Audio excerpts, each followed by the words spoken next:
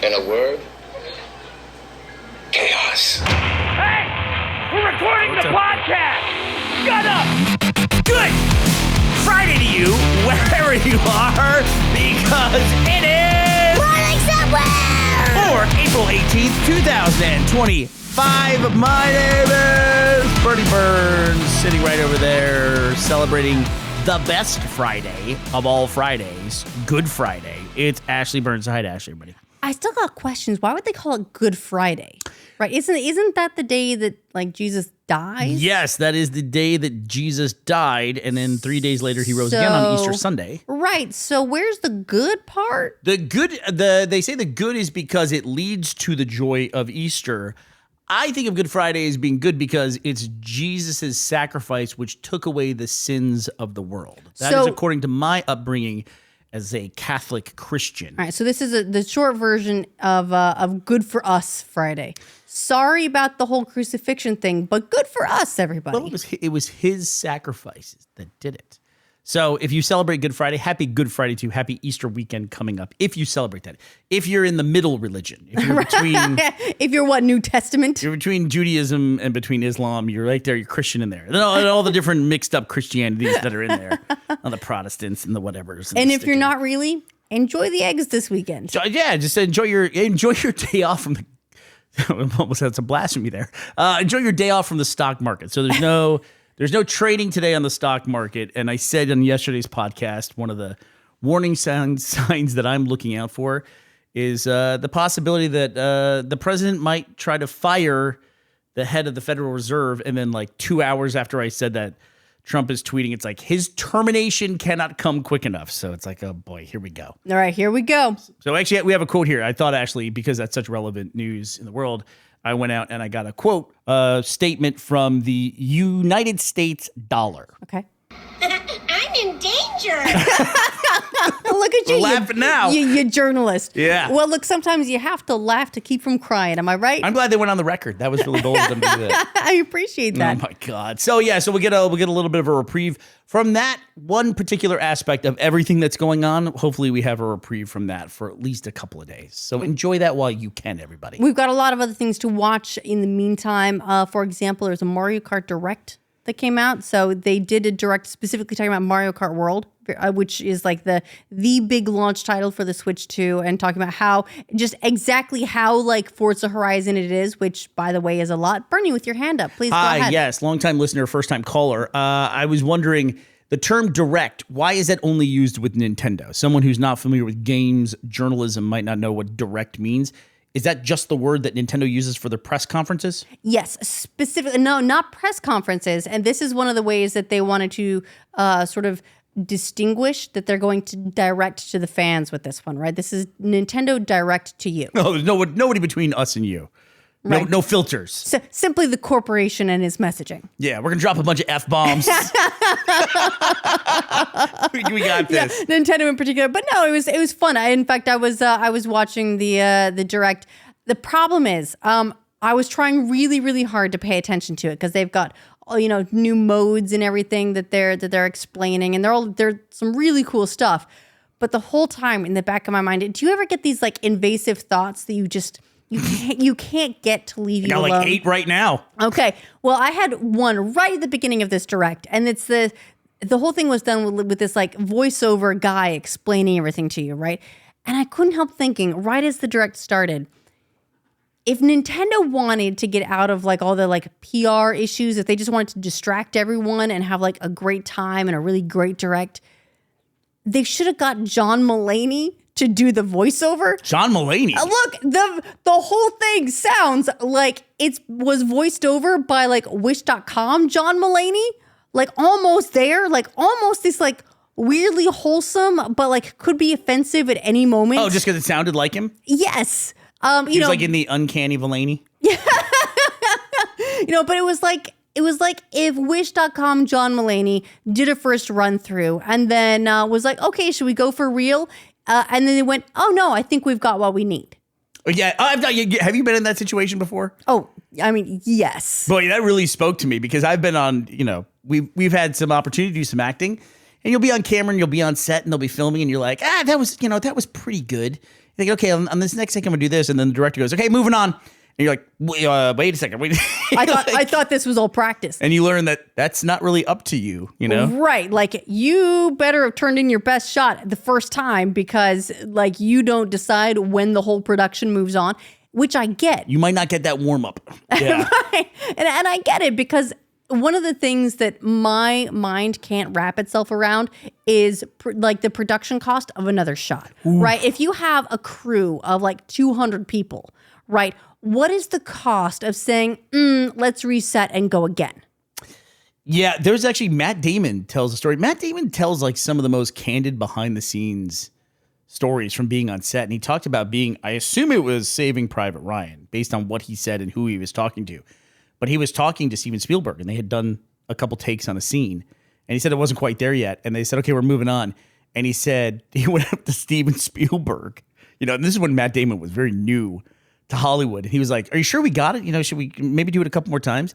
And apparently he said Spielberg just like taught him a lesson, like shut him down and goes, look, I can spend more time on this and maybe make it like 10% better, or I can go down the beach and get a shot that's going to amaze people. And Matt Damon was like, I'm going to shut my mouth. Basically, that's a takeaway from that. Yeah. Right. But, you don't always get to determine what the showstopper is. The logistics have been a big discussion around here because Teddy has taken it upon himself to teach Finn Factorio, which is great because I tried to get Teddy into Factorio forever. And then it's that thing we just talked about earlier this week where all of a sudden Teddy's like discovered Factorio on his own. Factorio is a game, by the way, where you make factories. It's like an automation. Sort of. Well, it's like automation the game. And that sounds incredibly boring until you play about 10 minutes of it and you're like, oh no. You have that moment in gaming where you're like, oh, I get where this is going and I can't get out of this. You start with like, I don't get it. I don't understand. Is this going to be fun at some point? Oh no. Oh no. Oh no. And you look up and your life's fallen apart and you've neglected every responsibility in your life. The dog is dead. I maybe took that too far. But, little bit far. But the logistics of getting 200 people with all different jobs on a movie set, which sometimes you get to like 200 people, maybe even more, all getting them through a day where they all have to kind of do the same thing and all coordinate is crazy. And then I hear about these things like people work with some stars who just get to the point where they might not show up that day. There was a story recently, and this really disappointed me. It was about James Gandolfini. Apparently towards the end of The Sopranos, he was getting fined something like $100,000 a day because he was just like, I'm not coming to work today. And it's like, if you haven't seen The Sopranos, James Gandolfini was kind of important to that show. It was critical that he was on set. A little bit important. He was like, look, the Mario Kart Direct is today. I'm just not going to make it in. Was that an Italian joke? That was offensive. Oh my God, look at you over there. Borderline racist. Doing my best. My best. Please, let me apologize to our Italian American listeners. We want to make sure that you get the most unbiased, unfiltered information about Mario that you can. The most offensive character in the world. But somehow is surviving all the way to 2025. Oh no. Nobody, how has that character never been shut down? I wonder if that's why in the Super Mario movie it's played off is like that was the accent and everything was like for a commercial for their plumbing business and like that's not them. Right. It's a character they're playing. Right. Yeah. It's not real. Yeah. Yeah. So it's they're like, leaning into their heritage. Yeah, so it's not really offensive, right? It's me. It's also made by people from Japan, like doing that. It's total mockery, but somehow we're like, it's funny. But he's a sweetie pie. Right. It's just Mario. It's not offensive. What do you want? It's Mario. But can you imagine that? Like I've heard like where some of these big stars don't show up on set and they have to plan a whole other day just in case that person doesn't come. Where like, if this person doesn't show up, we'll do, I guess, these shots. I remember hearing that that is one of the reasons why Red One, Christmas movie of the year, had such a ballooned budget was because Dwayne Johnson just turned up really late a lot. What? Yeah. Oh, you said Red One? I thought you said I was Rogue One in my head. I was like, when was Dwayne Johnson in a Star Wars movie. What? No, you're probably thinking that because there was a Star Wars announcement as well. They announced the Ryan Gosling movie that is being made by Sean Levy. Their Star Wars movie has now got a title and a date. So it's Star Wars Starfighter, and it's now got a May 2027 release date. May 2027. Okay, Look, well, they mark my calendar that doesn't exist yet. They do date these a bit out, but I mean, it's one of those things that's interesting because I keep forgetting. I guess that Ryan Gosling has a Star Wars movie coming out. That is a bit strange. The only reason I knew that he had a movie at all, I must have missed this announcement, was because somebody else turned down a role in the movie. That was Mikey Madison. So she's hot off winning Best Picture for Anora at the Academy Awards. Is she the actress in that? Yes. Okay. So she's the lead actress. I think she won Best Actress for that as well. I'm gonna look it up really quick because I think she won over Demi Moore. But she did amazing in that. So she's coming, hot off Academy Awards, did absolutely incredible, and apparently just passed on a role in this Starfighter movie. And I'm gonna be honest, it's one of those things where I want to be like, girl, what are you doing? It's Star Wars. That is such an incredible opportunity. But I'm also a big fucking nerd. And for me, the very idea of being in Star Wars would be incredible. Right. But she's coming off Academy Awards. Her career could go anywhere right now. And I feel like all the Star Wars cast has had a difficult time dealing with fans and fan feedback, especially recently. I don't know, maybe it was like this for all time, but especially in the age of social media, Star Wars actors have a really tough time. And maybe this is just my perspective on it as a woman and like what I see. But I feel like the girls have had it pretty hard. I get it. Yeah. By the way, she did her performances in Wikipedia. Her performance won her the Academy Award for Best Actress, making her the first person from Generation Z to win an Academy Award in an acting category. I think everyone's knee-jerk reaction, my knee-jerk reaction, if someone came to me and said, would you like to be in a Star Wars movie? It would be like the shortest amount of time between when they finished that question and I said yes. Like there would be no gap. My knee-jerk reaction would be yes. And I think a lot of people, your default answer to that question would be absolutely. But then you would have to stop and think about it. Yeah, I mean, and given that, like I said, we're nerds, we live and breathe. I guess we're not the biggest Star Wars fans, but we're big. Oh, come on. Everybody who lives in this era is a Star Wars fan. Yes. We love Star Wars, even like the fact that like there's bad stuff coming out. And I'm like, it's worth it because the good stuff is awesome. Like, it's not unusual to hear someone say, I haven't watched Star Wars. It is unusual to hear someone say, I hate Star Wars, like in general. Well, like, that's much rarer. That's only the biggest fans. Right, exactly. Unless you're on anywhere on the internet at any moment, right? Except for those that. But they love Star Wars. Those people they claim to love Star Wars more than anybody else. Right. They just like whatever. That's they just get why they're so mad at it. Furious about it. Makes no goddamn sense. But yeah, so she passed on it, and I'm interested to see who ends up in whatever role it is in that place, and I hope they have a good time with it. Going back to I have seen this person before, and I didn't realize it was them until much later. She was in Once Upon a Time in Hollywood. She was one of the Manson family people at the end of one. Yes, she's in that movie. Yeah. Along with like every other Margaret Qualley big star now. Yeah, Holy shit! crazy. No kidding. Yeah, isn't that nuts? I had no idea. I just learned that from her Wikipedia entry. I have to say, with a lot of like the younger actors, like they specifically called out that she's Gen Z. I kind of have to admit this. There's a lot of people that I only know because they appear on the Please Don't Destroy segments of Saturday Night Live.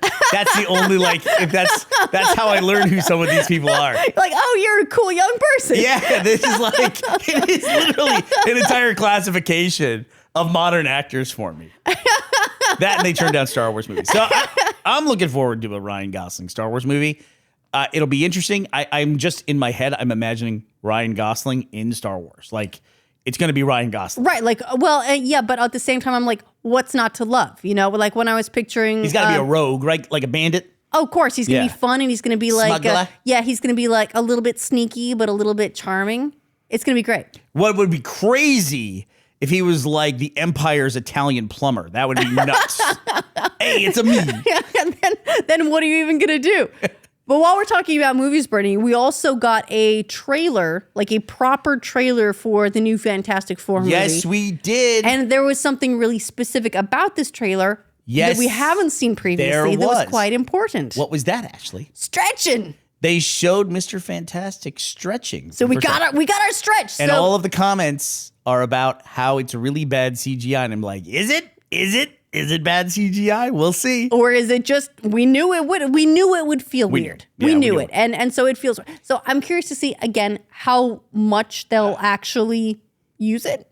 I was fine with it, by the way. But they showed it. They even did it in slow motion, which was a choice to do it in slow motion. It was a slow motion shot, but it seemed very deliberate. Like, all right, we're going to show this to you people. You all just play nice. Look, it was a slow motion shot, but it was also like half a second, right? They showed it, but it was like, okay, you got your stretching. Now you know.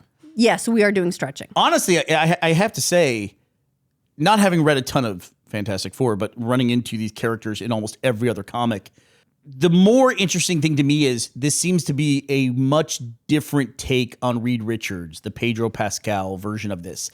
Like even him saying in the trailer, the line, "I don't know," that's a really interesting line for Reed Richards. That's not a line that you associate with Reed Richards? Not really. And it seems like a lot of the things that are going wrong are in the trailer because of something that he set in motion, and him trying to fix it. And I have to say, I have nothing to base this on other than what I've seen, what's publicly out there.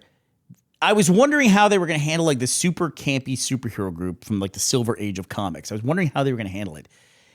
They might be taking a really bold choice here, and I'm getting kind of a Infinity War vibe from this, more so than like an Avengers vibe. Oh, you're thinking what, like a tragedy? Like it might end darker. Like I get the feeling from this. Like the stakes of it seem pretty high to me. Okay, yeah. I mean, I was getting definitely high stakes, but I guess my assumption is, the heroes win, but at what cost? Okay. Right? So it's maybe not like a proper tragedy, but still a little bit. Like, you get something like Spider-Man No Way Home. He wins, but at what cost? I get you. Yeah.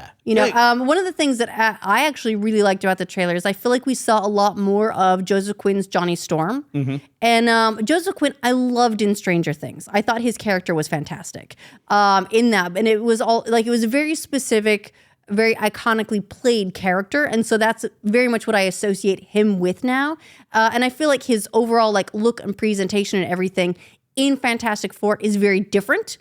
Good, but different. And so I'm kind of excited to see where he goes with that role. He also, in some ways is the easiest to portray on screen, like guy on fire, as opposed to, lady who turns invisible or guy who's also a rock or guy who goes stretchy. Right. Like he's kind of the easy one for them to portray.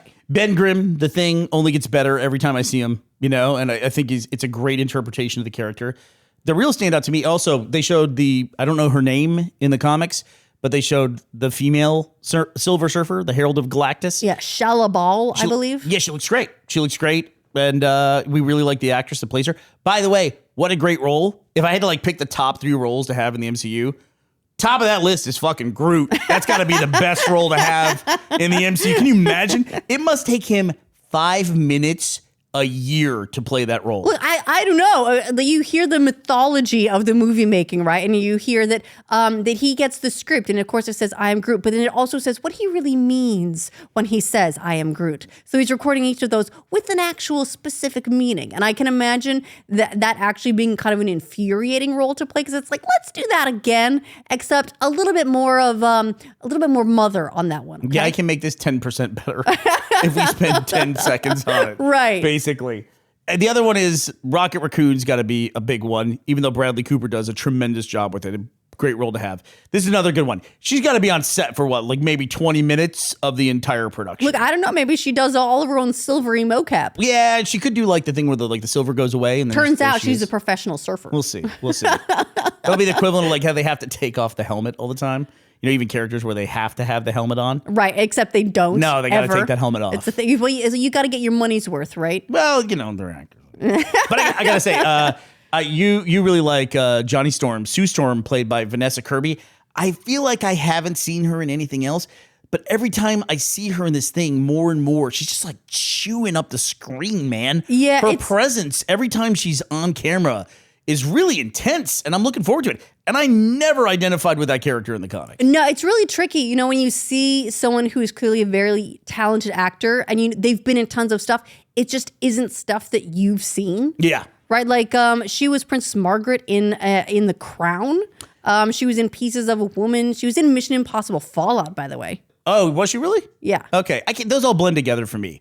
And when you talk about something like The Crown or Downton Abbey or whatever, the Venn diagram of me and that show is like... They're separate circles. No, it's like two planets. It's like where they just found life on another planet. Did you hear about that? Yeah. They actually identified, like, they think there's... signs of life on a distant planet. Which basically means, like, emissions from life. Things like methane and carbon dioxide. So what they're saying is that the aliens also fart. Well, life is... pretty broad spectrum. I mean, if they found, like they find a plant on another planet, but the crazy thing is too, it's like the planet is massively larger than planet Earth, and just, being much greater in size makes it enormously bigger in terms of mass. And you wonder just like what would develop on a planet like that, A very strong plant. It's crazy to think like just the little variables, which on an astronomical level mean nothing. But to us, it would be a huge change, and it would just make that completely inhospitable for us. Right. I mean, we're not talking about living on the Subnautica planet. What's that? What? You're living on the Subnautica planet. Have you finished that game yet? No. I've been doing things. Game. I know. I have things to do. I have blueprints to play, but I have to get through this, and I'm doing things completely out of order. Do you ever have that thing where you replay a game and there's a list of things that you need to do, and you end up doing them like out of order, and it's really annoying? Bernie, I've been playing that game for like 12 hours. I just got my submarine. What are you doing? I don't know. So you started over? You didn't just pick up from your old save? I can't. It was a cloud save. Oh, that's right. There weren't cloud saves until 2021. My save is from 2019, so I don't know. That save exists. I'm sure I backed it up, but I don't know where, so I had to start over. All right. Well, you go at your own pace. I feel like I'm giving you grief. You're no, fine. I'm having some trouble. I'm having some anxiety. I've got so many things to do. I got to clear the decks from Mario Kart. Ashley, if I may, it sounds like you're having an okay Friday. What I'd like to be Friday. having is a really good Friday. Just try to step it up. Just try to take that okay Friday, turn it into a good Friday. All right. Well, doesn't have to be a great Friday. You don't have to push yourself. Just good Friday. All right. Well, you know what? I would like to say thank you to a couple people who are making this Friday good. And that's Vinco and Jesse Nelson. Thank you both so much for sponsoring this episode of our show. Yes, at thanks patreon.com. Putting up with us talking 10 minutes about the goddamn Fantastic Four. Again. This is the fourth time they've made this and realized that like fourth time could be the charm for the Fantastic Four. And we just breezed over the fact that they found life on another planet. No big deal, as one does. All right. Kind of whatever. Well, that does it for us this Friday, April 18, 2025. If you celebrate, have a very happy Easter weekend. And if you don't, just enjoy the weekend and enjoy a break from all the crazy news. We'll be back to talk to you on Monday. We hope you'll be here as well. Bye, everybody.